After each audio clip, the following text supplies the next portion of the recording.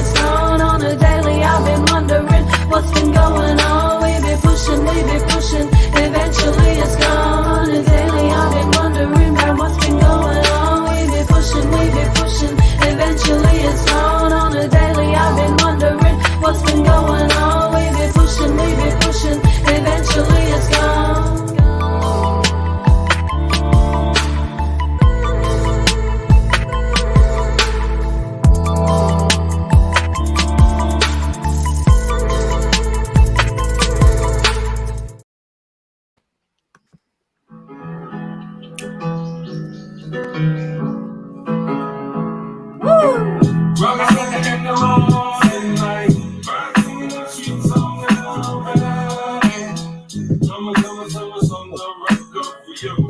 And in the evening time, this is standard.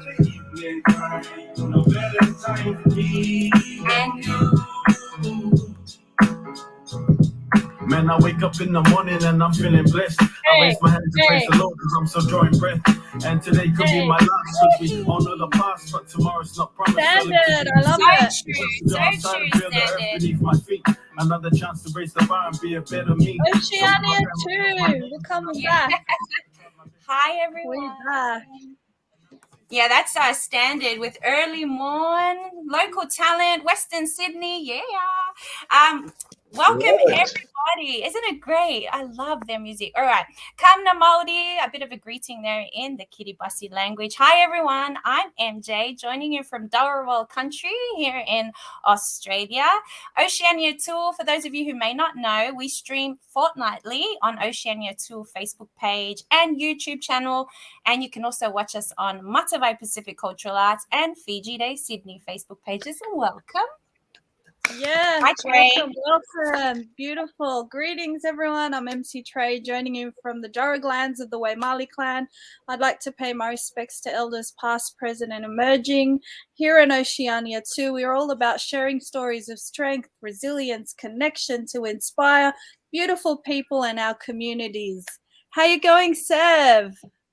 Oh, Mula Vinaka, Trey and Mary Jane and everybody else out there. Cebu here joining you from Fiji, the beautiful islands of Fiji. Welcome to episode 3 tonight, season 2 in 2022. So we're returning this week, bringing you some interesting perspectives from our guest, Professor Katerina Teaiwa. Teaiwa, right?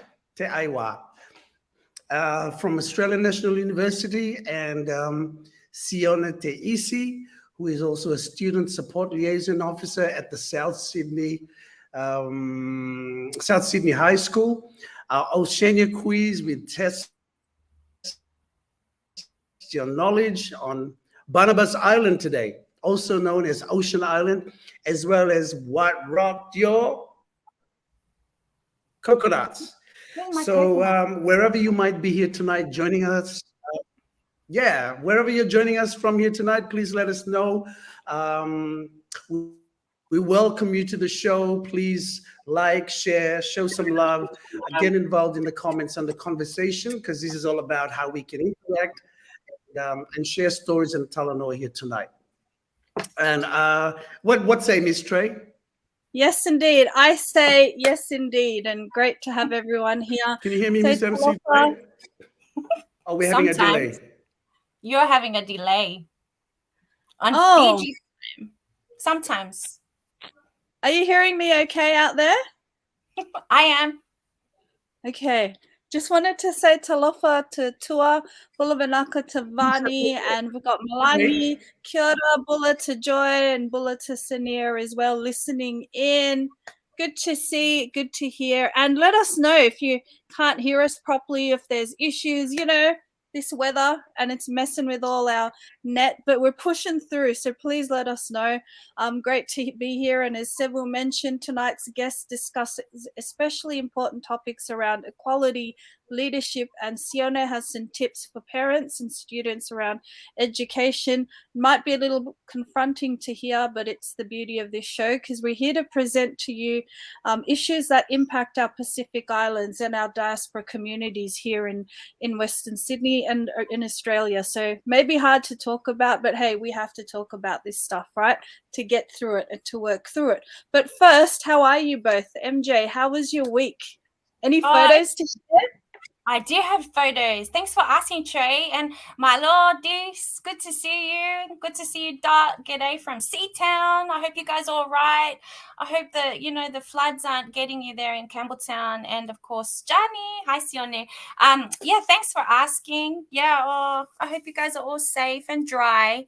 Yes, it was a big week this week. First of all, I just want to say hearts, thoughts and prayers going out to the people experiencing the impacts of climate change. We've had horrific floods here in New South Wales, Queensland. So thoughts and prayers with people who are heavily impacted, people losing houses and stuff. So, and of course, the rain's also headed this way. It's been on and off all day. But this week has been busy. We've been busy practicing for a production that we're putting on called Motu of Western Sydney. Motu meaning island or country. It can also mean broken. But at Matavai, we wanted to put stories together of young people and what they're experiencing through this COVID pandemic. So it's going to be a really exciting show. The tickets go on sale on Saturday. So I hope you can come and watch if you're in the area. And we also got out to support the Tongan community. We went and saw Sisi Uno Helu.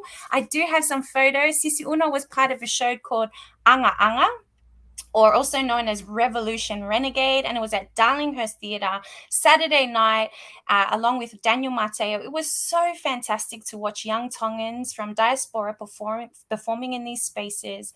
It was very special. I just want to encourage all the young people, Pacifica kids, tell your stories, show your voices off, do what you can to get out there. I know it's scary, but nobody really knows how you're feeling. So grasp every opportunity that comes your way.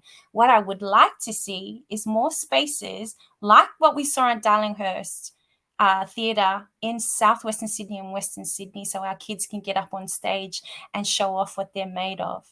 So yes, it's very exciting. And we got to perform at the Premier's dinner, Premier's ball or Harmony Ball. So that was exciting. That was me for the week. And I got to hang out with you, Trey, at Darlinghurst. What about you, Sev? Wow, it sounds like you've had such a full-on week there, right? And congratulations on your production. Thank you. And can I just say, so Motu in Fijian, if you have to talk about the word, it is two words, mo, which means you, and tu means stand. You stand. Ooh, wow, nice. Very powerful, right? Mm-hmm. So motu, that's how you'd say it, motu. You stand. So you'd use that in that. So congratulations on your show. Looking forward to coming along and seeing it. And tickets, everyone, goes on sale soon. We need to come and support and really support our community and also our children, our young people. This production I'm excited about and can't wait to see it. Hearing all about it from you and you working through it, it's just so exciting. My week has been really cool. It's been very busy over here. Sorry about all the rain over there and all the floods. So praying for everybody back in Queensland and in New South Wales who are going through these challenges, and pray that it, you all come through it well and keep safe and dry, as Mary Jane said. But I'm doing good over here. No complaints. Feel blessed. And I see over here on my left and my right, these are my two angels above me. My wings. High five to you. Oh, the other way. Trey, Yes. Here we go. Huh? How about you, Trey? Yeah. I'm fine, thank you. I was just trying to figure out how to connect. You know how it shows you the opposite image, right? So, yep, there you go, Jane. High five. I feel like I'm voguing. Most people aren't old enough to know what voguing is, right? But we do. Yep. Okay. Yep, we're having one of those That's moments. Come on. Strike a pose. Come on, Mary Jane. You're Wait, I've got a really wonky light here because we can't get up to Sydney because our we just can't get because the roads are closed. But so my light amazing. And we love your say. It's real. It's from the garden. It's God gorgeous. is good. God is good. Look at that. Look at what God can Amen. create. Amen. Mary Jane, you're a flower, and then you've got the hibiscus, another flower, and you've created a bouquet. So you Love don't, it. anybody, don't worry about no lights. Yeah. So my head might not fit on the screen, Sev. Don't matter. It's okay. It's okay. Trey, how are you doing? I'm good.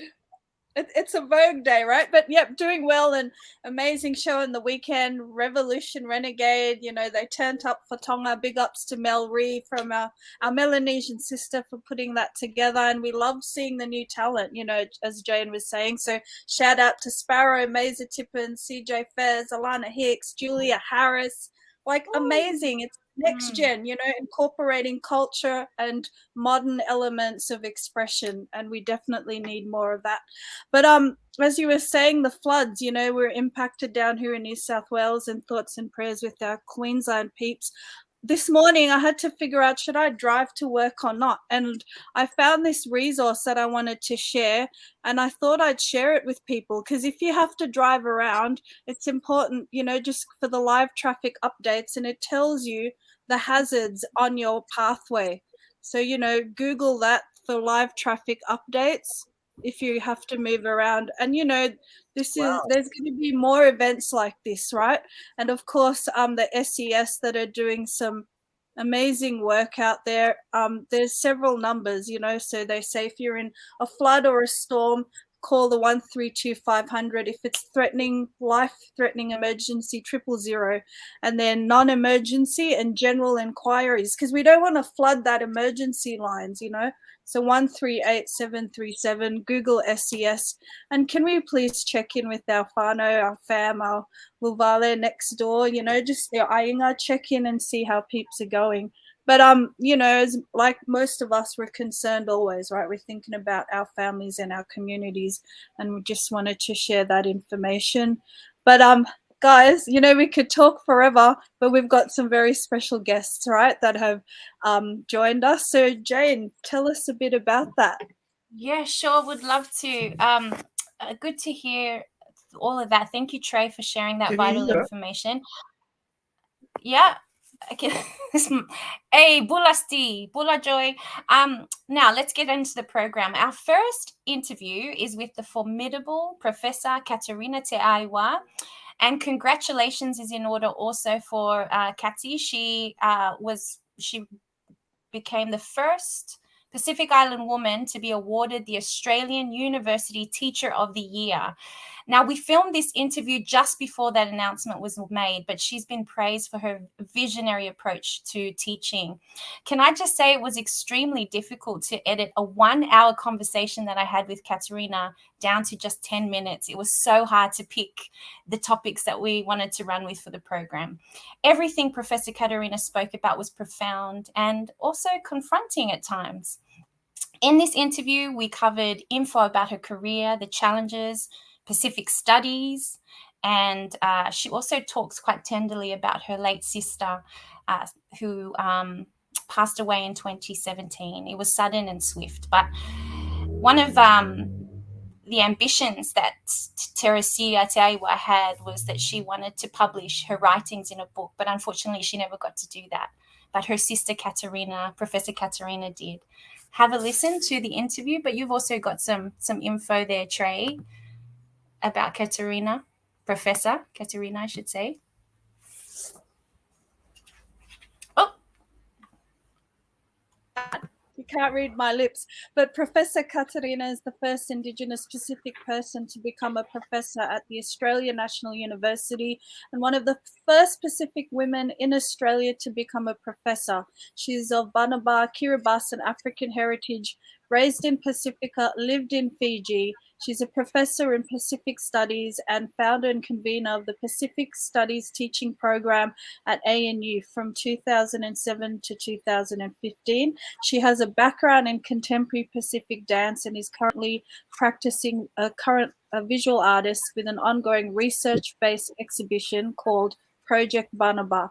And in true Pacifica style, she's humble, she's strong, she's a proud mama, a wife, a sister, daughter, and auntie. So we present our first interview tonight with Professor Katerina Teaiwa. And this is that book, Sweat and Salt Water. She'll be touching upon that as well.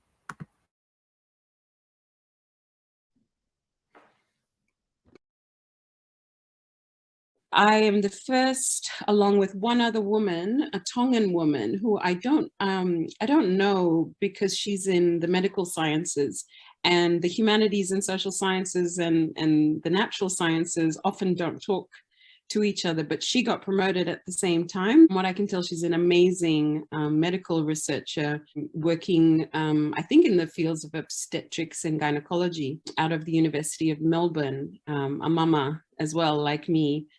So we both got promoted to full professor at the same time, and we have very different kinds of roles. So hers is more of a research role, whereas I do research and a lot of teaching and a lot of administration and a lot of leadership in my area at the ANU. And I guess the other area of significance is that ANU, compared with most other universities in Australia, has that history of engagement and study of the Pacific.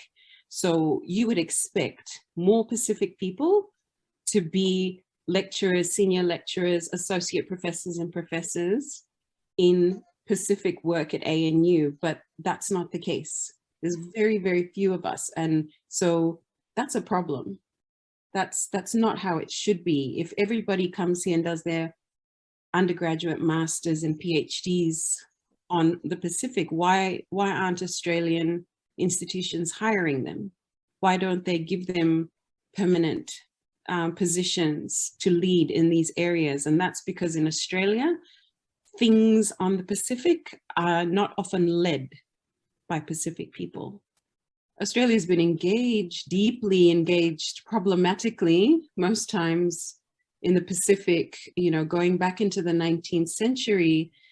And yet, not only have they not promoted and included Pacific people in more positions of leadership in this country, especially given the diaspora here, Pacific people have been marginalized in this country while being some of the most studied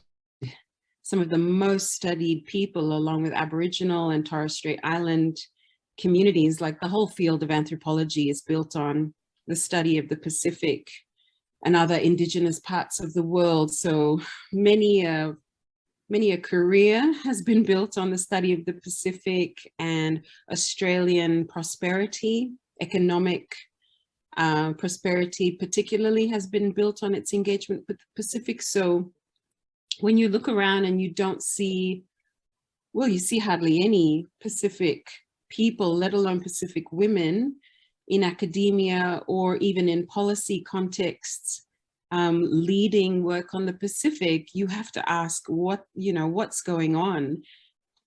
There's so much inequality in the system, and there's also very little encouragement of Pacific people to go into academia. Now, there's a disadvantage to us not leading the study of ourselves. And sometimes in the past, Pacific Islanders have said, oh, because it's every day, we live it every day, why should we study it? This is our culture, this is our language, we just live it. And I said, because we're going to start thinking that our ways of knowing and being and doing and thinking are not worthy of, safeguarding, of writing about, of archiving, of saving for future generations. And that's what's happened, is because it gets moved more and more into, I guess, a Palangi knowledge space, it becomes less and less accessible for our people. So it matters that we are not leading the study of ourselves.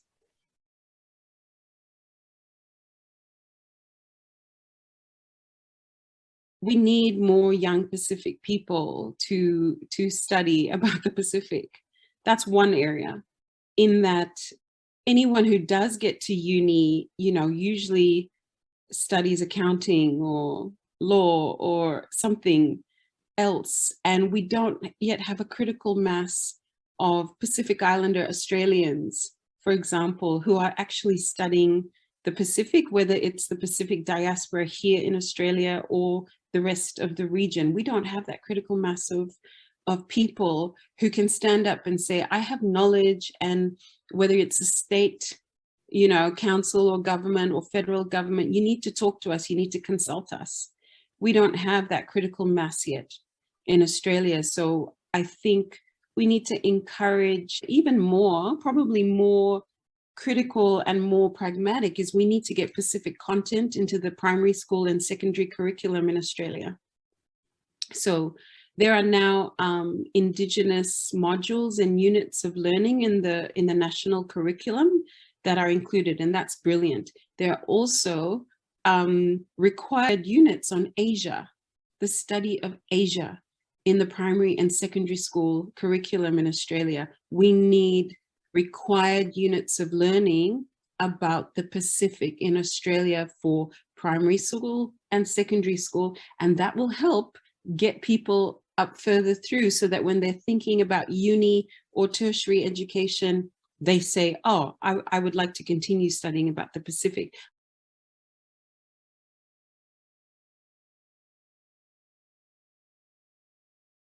My sister paved the way for a lot of that transformation and change.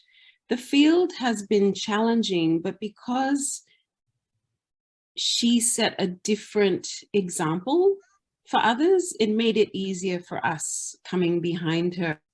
And it wasn't just her, but she was very impactful. So before her, there was, you know, Epeli Hauofa, Albert Wendt, Haunani K. Trask. There were many others who came before her.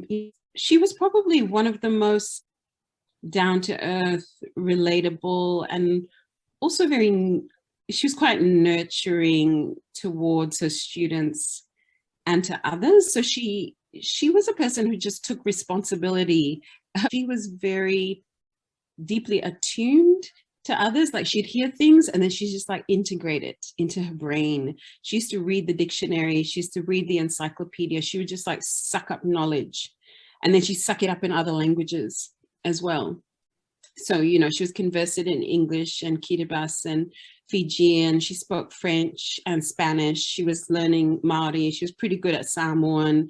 You know, she was just expanding and expanding her horizons. And she had a memory like you wouldn't believe. She was a very special person, and she was emotionally connected and attuned to everyone. So even though she had like big knowledge, big mana knowledge, global, local, national, regional, because she felt it in her heart as well. It wasn't just the mind. So it was like this really interesting combination for her of the mind and the body and the spirit. Because what I learned from her was that you had to speak up and you had to apply for promotion. If you didn't, then how would others know that it's possible for Pacific women? You know, either in New Zealand or Australia, there's not enough of us. There's not enough of us. But Terry was so humble. She was so humble that she didn't want that spotlight, even though that spotlight was always finding her. We have a Bachelor's of Pacific Studies, we have a major in Pacific Studies, and we have a minor in Pacific Studies. These are available for ANU students, people who are studying at undergraduate and postgraduate level. And there is a whole variety of Pacific Studies at ANU that crosses everything from language, PNG Tokpisin major and minor as well, culture, history, archaeology, linguistics, gender issues, politics, and then there are courses in another school. So I teach in the School of Culture, History and Language. There's another school called the Coral Bell School, where there's a Department of Pacific Affairs, and they also do gender, they also do history, they do more development studies courses. And then there are a few courses that touch on Pacific environments as well. So climate change, water resources, mining, those sorts of things. So you can study almost anything about the Pacific at ANU. So sometimes the challenge in Canberra is that our numbers are much smaller in terms of recruitment of Pacific people into our program. So most of our students tend to be from non-Pacific backgrounds. And I always hope that wherever they go, if they're leaders doing things they've learned, you know, in Pacific studies, to approach things with equality, with a sense of equality.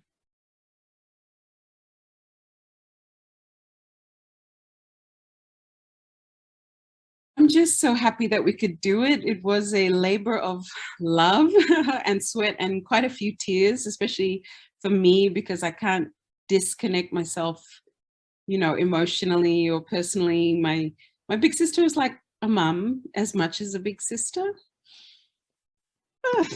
So I'm glad we were able to do it. And I really hope that communities and young people and artists and activists and people who love Oceania will engage with it. I know some of the content is challenging, and you know, it's some of those taboo things that people don't always want to talk about, but we have to ask questions of everything that we do and everything that we believe in. And that would make her happy, that, you know, she would feel like that was a legacy worth having. And she does have a very powerful and beautiful and profound and expansive legacy. So I do hope that more of our Pacific people in Australia engage with sweat and salt water. And I'm so glad that April and Terence and I were able to put it together. And I'm so glad you're enjoying it too, Mary Jane. It means a lot to us.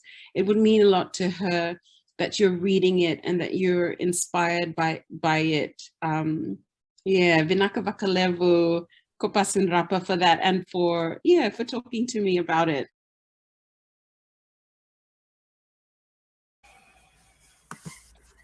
So inspiring. Yeah. Beautiful. Can I ask something, Mary Jane?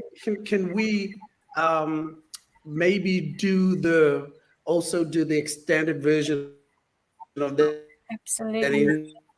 interview?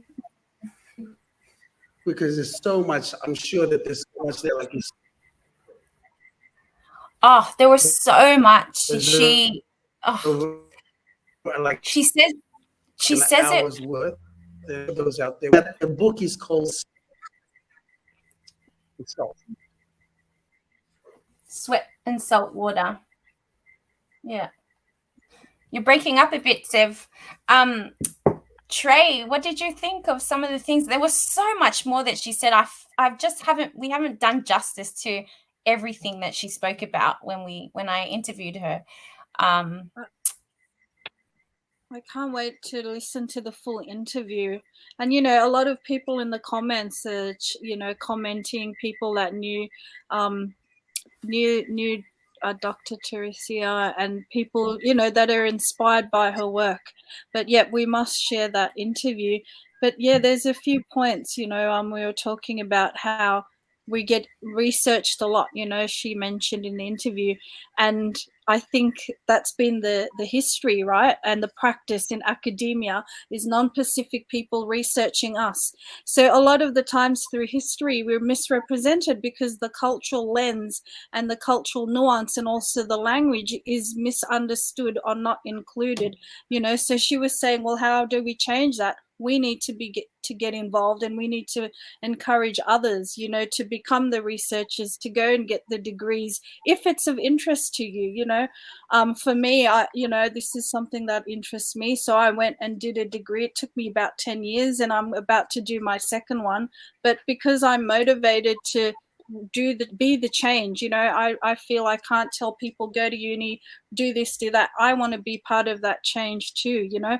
But the point that really stood out to me is how she mentioned about her Teresia, who I've never met, you know, about being emotionally and spiritually connected, even though she had all of that body of knowledge and that academic knowledge and experience. She was emotionally connected, which MJ, you know, you, I, and Sev, it's something that we have, right, as Pacific peoples, which is why we so motivated to do things. And, you know, this is something I battle constantly with as well, because we feel it. You know, we feel what our people are going through. We're spiritually connected to us, right? So it's interesting that, you know, the professor mentioned that and values that spiritual and cultural connection as well as the academic knowledge, which is, for me, that was a bit of a message, something that I needed to hear. It was beautiful. So some great moments, and I can't wait to listen to the whole interview and to read the books, which I You can have see. to read it. The tattoos, there are tattoos on the cover of the book. They are actually tattoos that were on Teresia. The way she writes is astounding. It's entertaining. It's intellectual. There was a particular part in the interview where Professor Katerina explains how Teresia was an expert in words. In chapter 5, which is my favorite chapter, Teresia wrote that she was always on the edge. And in that chapter, the way it's written is there are 2 columns, and each column is telling a different story. So it's quite unnerving because you don't know which one to read, and then you realize it's all part of the effect. That's her creativity. She was writing so that people could feel what it was like to be on the edge. So that's just one of the most fascinating things about this book. She was humble, and she never felt like she was the expert in anything. You must read the book, and you might think, oh, it might be too academic, but you will see just how down to earth she is. That even her writing is relatable, it's understandable. And also shout out to Professor Katerina on how she's compiled it and put it together. It's absolutely phenomenal. And if only we had more time with Teresia on this side of life, but she's left an astounding legacy. So please get yourself a copy. You won't be disappointed.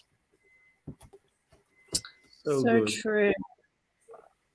Oh, and Sev, you know where you can buy the book from?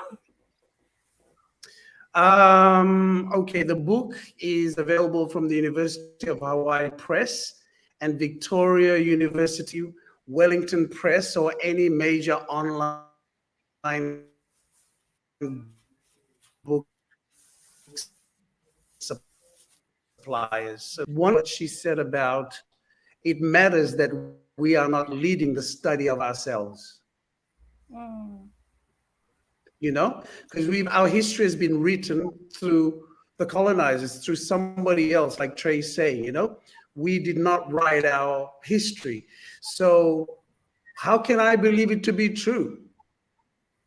It wasn't written by us. It wasn't our ancestors that wrote it. It was written by white people who don't know the cultural context of it. So we should be questioning it. We should be involved, and we should be really rethinking about this literature that we're constantly, reading from, and what it actually says. And can I just say, she mentioned about Epeli Hau'ofa, and I just wanted to read, who's phenomenal, right? And mentioned there by Irami as well. I love this one, which is, Oceania is vast, Oceania is expanding, Oceania is hospitable and generous. Oceania is humanity. We are the sea, we are the ocean. Amen. Amen.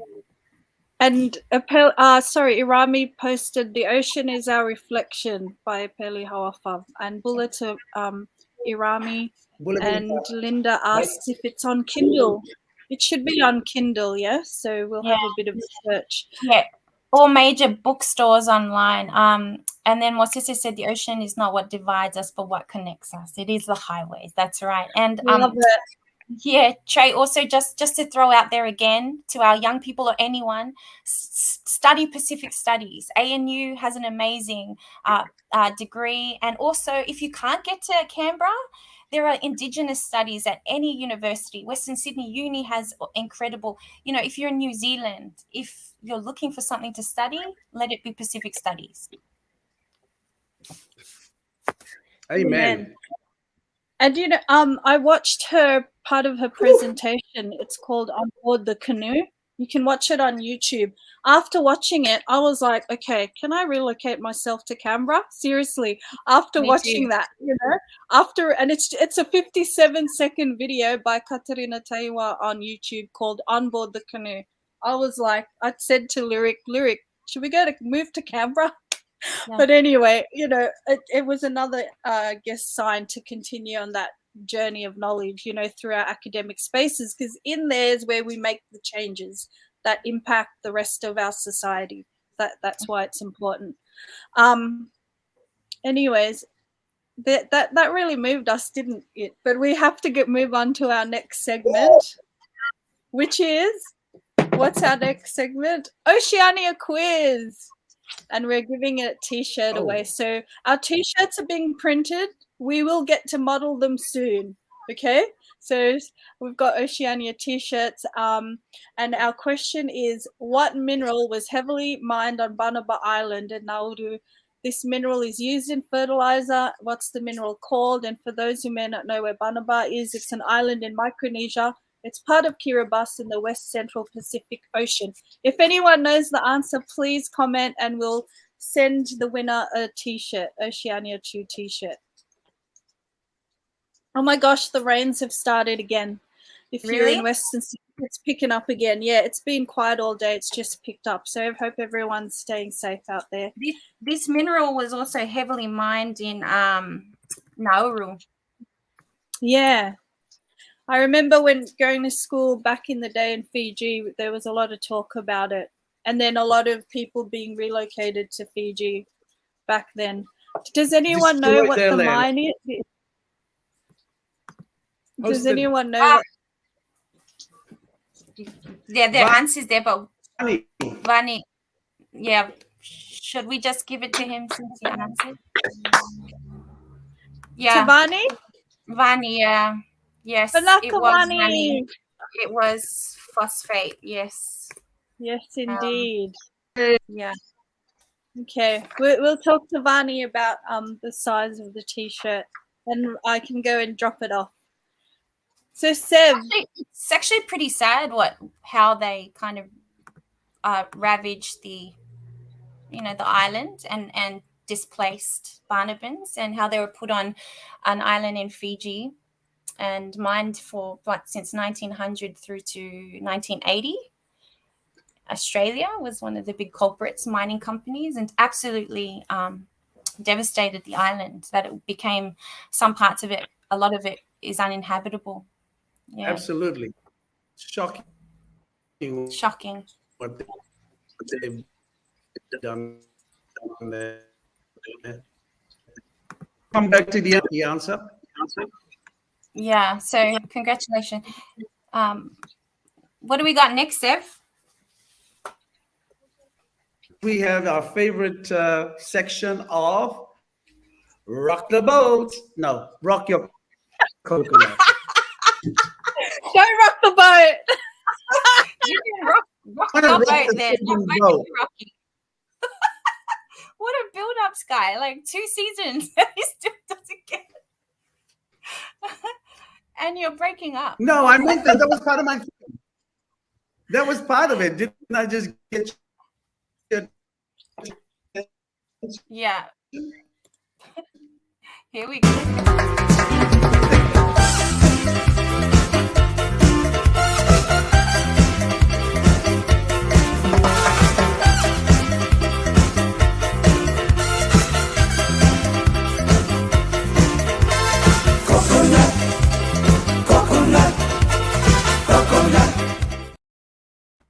What rocks your ladies, coconut boat?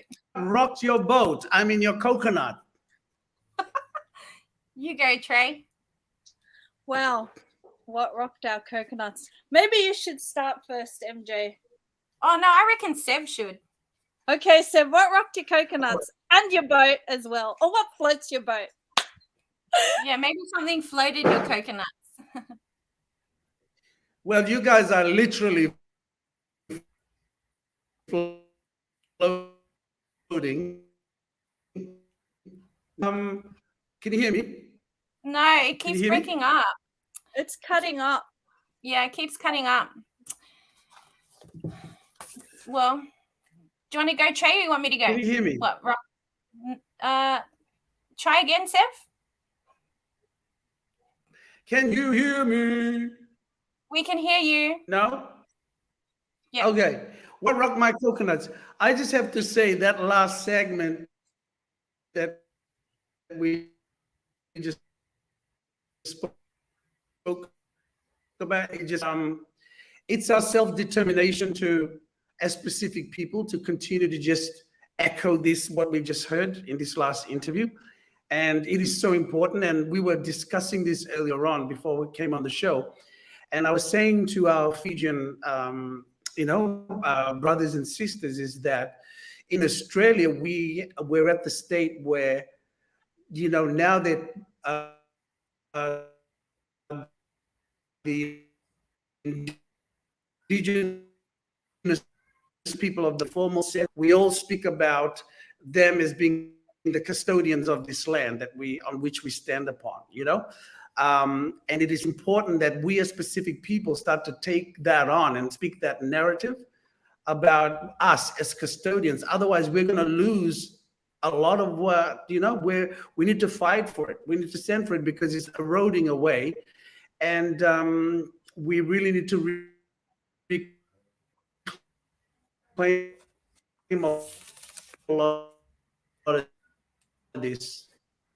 It's cutting out a bit, Sev, but it sounds like you're talking about the self-determination and vocalizing the land, right? And reminding people of the Vanua or the Whenua, the connection that we have to our land. Because, here in Australia, we always do our acknowledgement.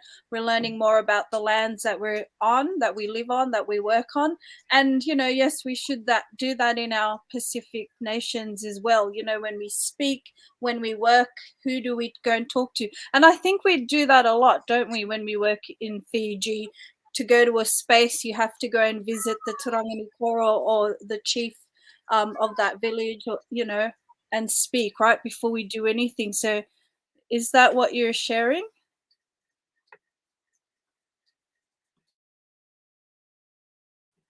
Yes, it is. Thank you. Amen. Well done, Trey. You did. That's how connected you two are to each other. It reminds me of someone. I heard about this Pacific person that went to New York City, and they went to speak, and they asked who are the owners of this land, and then they mentioned the tribe from that area, and apparently a lot of people in the room got upset and they were pissed off, and because no one had done it before. But I was like, hello, we should be doing that wherever we go, and acknowledging the custodians and the traditional owners of that land. But yeah, I was thinking of that while Sev was sharing that. But hey, guys, we're on to our your version, your sharing, Jane, of Okay, so it feels like so much has happened. A lot has happened since 2 weeks ago.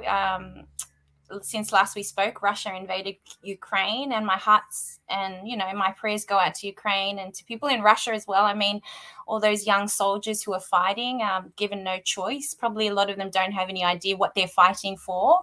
But can I also point out and bring it back to the Pacific?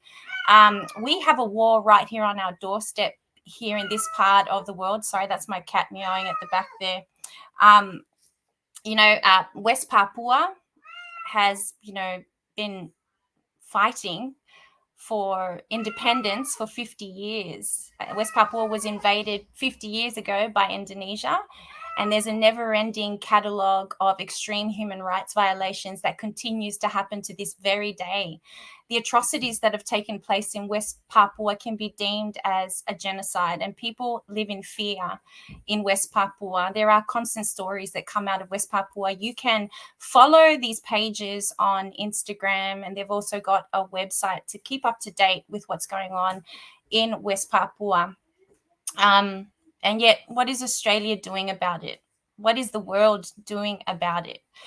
The people and land of West Papua have been under attack by the Indonesian government to claim the land to make way for resource extraction. So we learn more about it, stand in solidarity with West Papua, help their cause, go to freewestpapua.org. Secondly, the floods. There's been horrific and devastating floods in Australia. I've never seen so many. Australians are pretty tough, right? There have been so many Australian men on television this past few days crying because they've lost everything, their livelihoods. They've gone from a pandemic to these floods. We're talking about floodwaters that are 14.4 meters high in Lismore. It's never been recorded at that height before or that level before. Natural disasters are occurring. They're more frequent. They're more disastrous. And as you know, the IPCC report, the Intergovernmental Panel on Climate Change report, was released, and it's a dire warning to the world. I won't take any more time, but again, Pacifica people, we need to stand up. We need to be educated on these issues around climate change. Rally your governments, put pressure on governments, get involved in the fight against the use of fossil fuels. Push governments to move towards renewable energy sources. The damage is not reversible, but there is hope, and things need to change, and it needs to change within the next 8 years. Climate change isn't over there anymore. It's happening right here. It's happening now, and you're seeing it in New South Wales at the moment. So true, Jane. And it's great that that report has come out. Then we've got and it's a government report, right? So it's not just someone writing it out of thin air. It's research from different governmental experts that are presenting on the issues and also the concerns. Off air we talked about the mental health concerns, right, that the IPCC report brought up. So just wanted to remind people, because right now there's people out there that are displaced, as you said, that have lost homes. Just a reminder for people to reach out, and this week I got sent this resource that I wanted to share, and it's called Head Smart. So people could go in, and it's quite culturally sensitive. You can look for specific services and ages. It asks you, a few questions about what you're looking for, and it can send you a list of services in your area. So this is a fairly new resource, and there's a lot in Western Sydney and Southwestern Sydney, which is what caught my attention. And they have culturally diverse services as well, so, and all ages. So we'll share these links on all our pages, but very important to consider at this time that there's always support out there. There's some heavy stuff going on, but the government's giving us support, financial support, health support, mental health support. And then, there's your networks, just a reminder to tap into the networks. And just one more, which is a youth service, Street University, which I work with, but we'll share that information shortly. I'm just mindful that it's 8:18 and the time Sorry, is moving. Trey, Mosese would like for us to share the link, so we'll share the link on the Oceania Tu Facebook page, Mosese. Yes, and we had another interview, didn't we, with the young Pacific person? Should we share that as well? Sure. How long does it go for? It will take us we've got time. Would you like to introduce it, Sev? If I'm coming through clearly, sure. Coming up next is the interview with MJ. Well, MJ, you did the interview with 25-year-old Sione Teisi. He's Tongan studying at studying and works as a student learning support officer at Southwestern Sydney High School. The interview hones in on Sione's experience growing up in Sydney as a Pacific person. Cutting up a bit, Sev.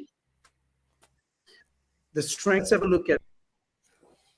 So Sione is 21, and he is a student learning support officer at Southwestern Sydney School. Here's the interview. Thank you.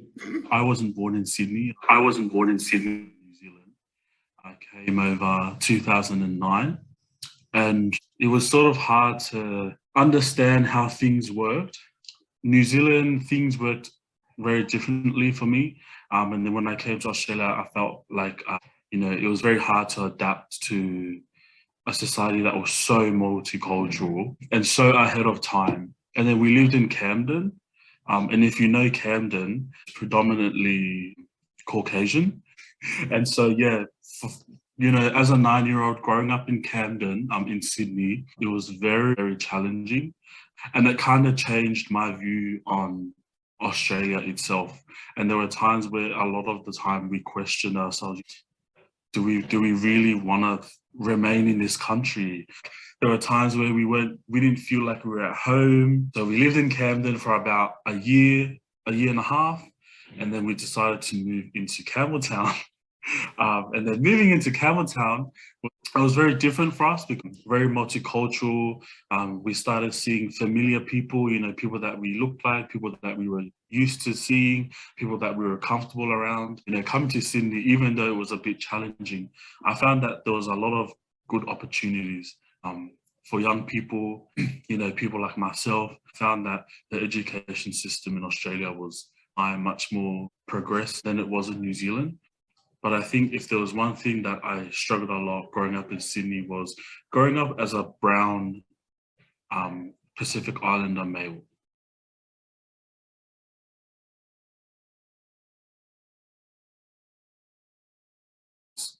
Just being a brown Pacific Islander young man. Even now, I'm currently a university student. I'm at Western Sydney University. And you see the challenges that not only myself, but I also see the challenges that a lot of our young Pacifica people face, especially when it's in terms of trying to break the cycle and just trying to make a statement to white society that we are capable of being well known in the academic field, and not just sport and not just music, not just the arts, but also the academic side of things. That was one thing I clashed with a lot, because you had people who would say, they wouldn't give me options like, are you thinking about going to uni after school? It was always, do you have an older brother that works in a factory, or, is your dad a security guard? So it was always this Western mindset that all we were capable of was becoming, laborers, blue-collar workers and all that. And that was a big challenge for me. It was just, just trying to get that message out there that I'm not like the other Pacific Islanders, or I'm not your average, stereotypical Pacific Islander.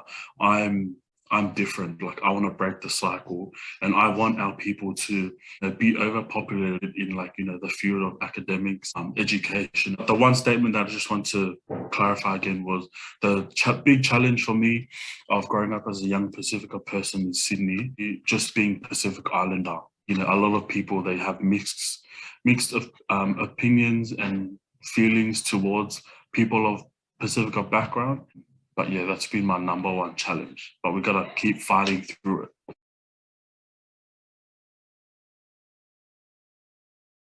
My father's a pastor. I come from a family of renowned pastors. Faith and church life was the pivotal point of everything and anything that we did. One of the cultural values that helped me navigate through, life as a young Pacific Islander here in Sydney. Number one would be my faith. I've grown up with it. I've seen the successes that people in my family have reaped, because they've held on to their faith so strongly.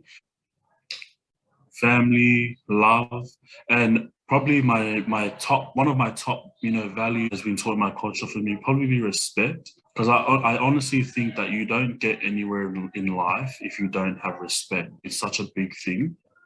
And just one thing that I wanted to add, one strength that, I always utilize, and I push for other people to utilize and remember, is, just being a collective. Us Pacifica people, we are a collective people. Anything we do, it's not just for ourselves, it's not just for the benefit of ourselves, but everything we do, it's a we thing. It's not just a me thing. And from a Western perspective, when they do something, it's all about me. It's all about me, me, me, me, me. It's never about, we or like, togetherness. And that's one thing I wanted to highlight. Whenever I work, in the community and stuff, I always focus on being a collective and working together, because I think it's such important value in our Pacifica culture. For example, back home, if my family back in the islands, if they go fishing and, they get fish back, that fish is not just for them. The fish goes to the neighbors, it goes to the local church minister, it goes to the chiefs. And it goes to highlight that sometimes, especially living in a Western society like here, sometimes we can't do everything on our own. And it's always good to be reassured that we can rely on those around you. Family, we've got the church, elders, all those people that make the village together. So I think collectiveness and just working together, a big value in my culture that I try and uphold when I work around the community in Western Sydney.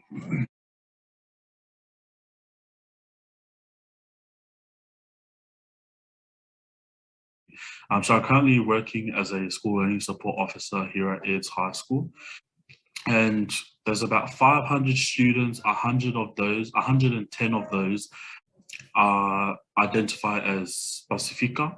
This is all set out of respect, to those who are older than me, and to parents and, church ministers and whoever out there.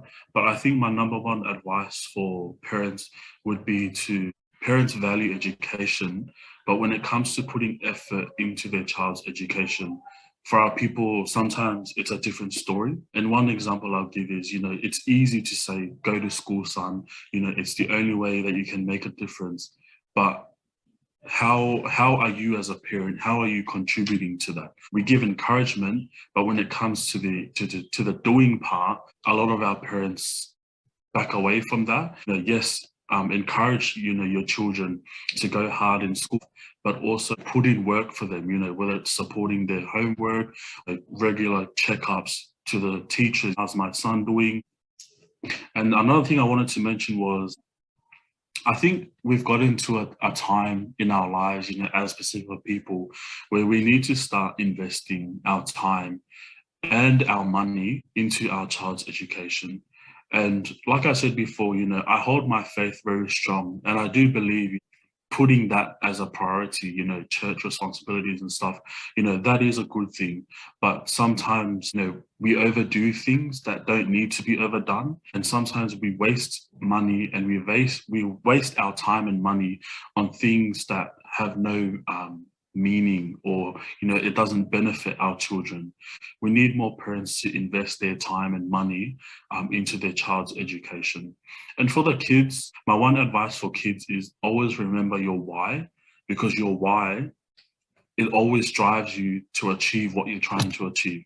My why is my parents. If I'm about to do something bad, I always think about my parents. Would they be happy of me doing this?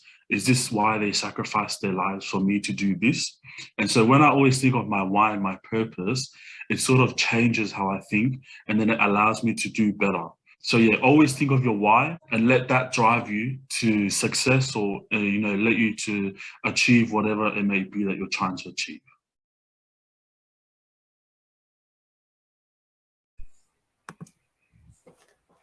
So good.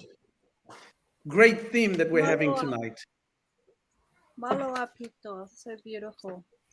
Straight up in your face, straight up honesty. But it's the truth, a quote that I always remember is, love to a child is spelt T-I-M-E. Love to a child is spelt T-I-M-E. So we have to give that time.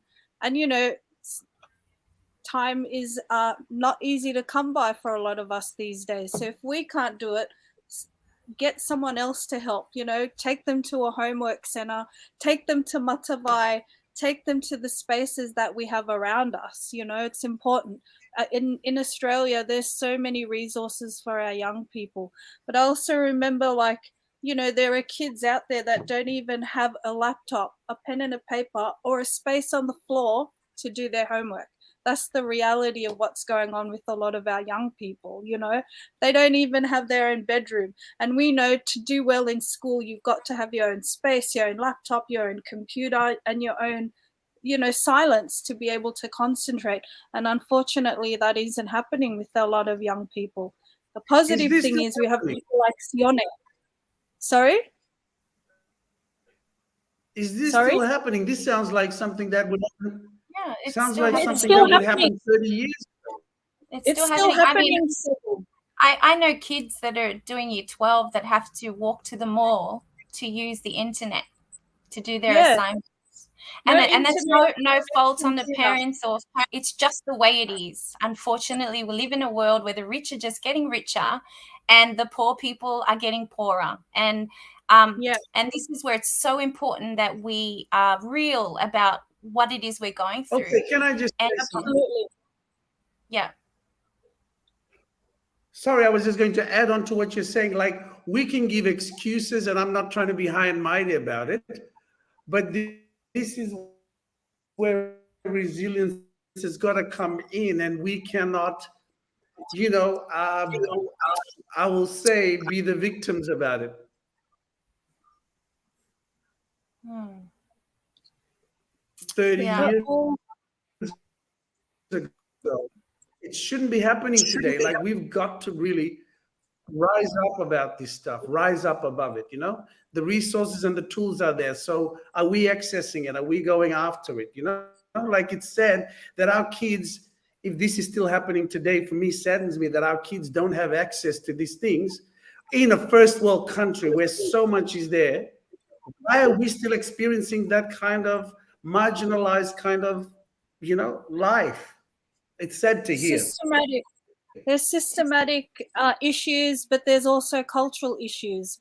And so, you know, we're actually, I feel like we're actually worse off now than 10 years ago, 20 years ago. But the positive thing is we have people like Sione, you know, with the lived experience working with young people in the school. So he's doing some amazing work there. And we know Moira Tufunga, Western Sydney Uni, the PATH programs that go out to the schools, you know, UTS have got a great Pacifica program, and people on the ground are identifying these issues and then providing support for the young people, you know. So and know your history, know the resilience of our people. We can, you know, we can only take so many hits, Sev, you know, before it starts getting really wearing people down. And that's where you, like what you said, Jake, it's when the rest of the collective village comes together and stands in solidarity, just like we should be standing in solidarity with West Papua. And we can only take so much, but we can get through it together. And that's what I love about what Sione said. It's the collective. We're blessed because we have a village, we have culture, we have God, we have love. And we just got to keep reminding ourselves of this. I'm not a perfect parent, guys, too. And when he was saying that, invest time, like check in on your parent, on your kids with the teacher. I'm so busy that I miss parent teacher. But when he said that, I was like, I have to make an effort to be more present in my child's school life. And I guess it's because I never had that growing up. But I don't feel sorry for myself. I have to do that for myself. So I'm not perfect. We're too. learning. We're learning. As we go along, right? And you know, across the board, that's what a lot of teachers say, that our Pacific people don't go to the schools, you know, and so we have to change that somehow. And it is changing slowly because they're hiring Pacific people. Now we feel comfortable to go to the school because I'll go to the Pacific person, you know.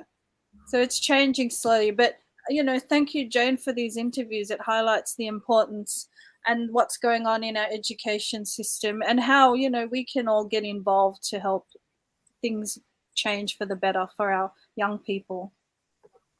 Absolutely. Wow. We're doing well. Keep going. Keep fighting. Yeah. I love you too, Spirit. Yeah, we got this. I mean, that's why we do what we do, right? No one's Oceania too. Yeah. And you know, the other Thank thing you, to ladies, remind for your inspiration. Thank you, Sevu, for your presence. My Lord John, my Lord Sione. And Miracle. There's another Are we gonna April do And Rochelle. in a primary school, another Pacific worker, Miracle, working miracles in our education system. There are so many, and it's building. Yeah. So that's it. That's it, Moonlight guys. I guess that's our Are we doing moonlight moonlight thoughts too. Oh, you want to do a moonlight thought? Okay, let's do it. Can we do?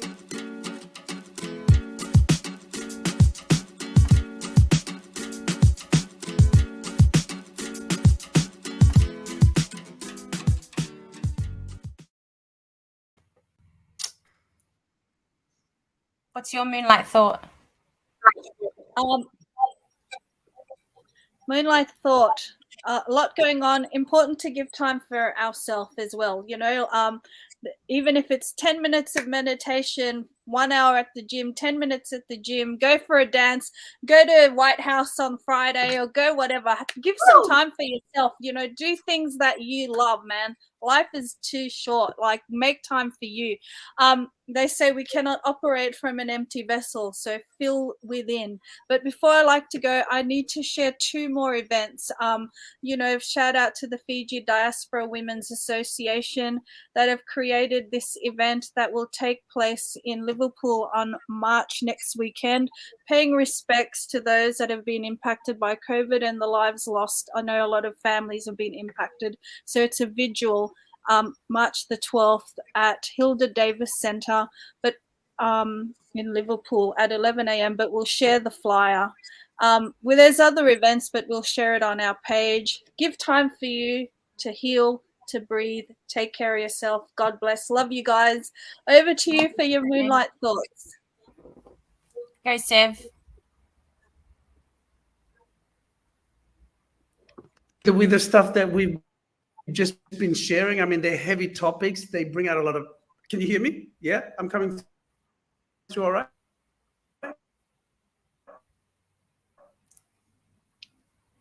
Yeah. Okay. It's just this. We need to, like, in these situations, we need to be breaking the cycle. We cannot continue stuff that's been going on that long, right? We migrated to Australia. We came from Fiji comfortable, but my mom worked 3 jobs to make sure that we had everything that the education and all of the opportunities that I've been blessed to have.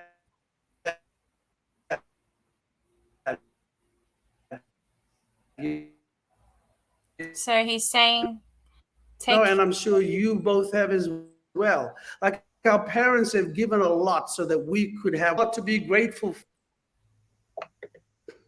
Grateful for. Am I still cutting out? Yeah. But so, Trey, do you want to do that thing that you do? You're saying that your mum put in a lot of work and a lot of sacrifices for you, right? Our parents did. And so it's up to us to continue that. And we've always got opportunities. Don't suffer in silence. Don't do this alone. Even though you may be a solo parent out there, girl, I'm a solo parent. You got this. But, push through. There's supports. Is that what you're saying? I mean, Seb's not a solo parent, but he's got a lot of kids. Oh, really? Do tell. He's a guardian angel to many. He has a lot of children. Sometimes he's been my big brother too. Well, thanks for joining us, everyone. Everybody that comments, we really, really appreciate it. I hope you're safe and well. For me, get involved in activism if you can. Educate yourself on what's going on in our region. It's really important that more of us stand together, stand in solidarity with people in our community, stand united, keep the faith. When the going gets tough, don't forget to reach out. There are people in our community that can help. That's what we're here for. That's who we are. We're Pacifica, we're Oceania. Put pressure on governments to end the use of fossil fuels. And if you can, read the IPCC report so that you know what's going on. It's really important. We shouldn't just be living for today. We need to think about the next generation. And if it means us being uncomfortable and it's hard and challenging and confronting, to front up to marches or write to local government members, it's the least we can do for our kids and for the future of this earth. So that's my moonlight thought. Sorry, a bit heavy, but that's me for tonight. Thanks for tuning in. Amen. Thank you. God bless you guys. God bless you too. Amen. All right, I'm gonna... Bye, everyone. Bye, everyone. Mother. Aloha. Mother. When I wake in the morning, I look in the mirror. I thank the Lord for what He deliver. Blessed with the best, with an S on my chest. Your Kai Vitilewa coming through with zest. Yes, pushing on to the next test. You better have a rest, best. Believe I digest less. Remember, don't forget.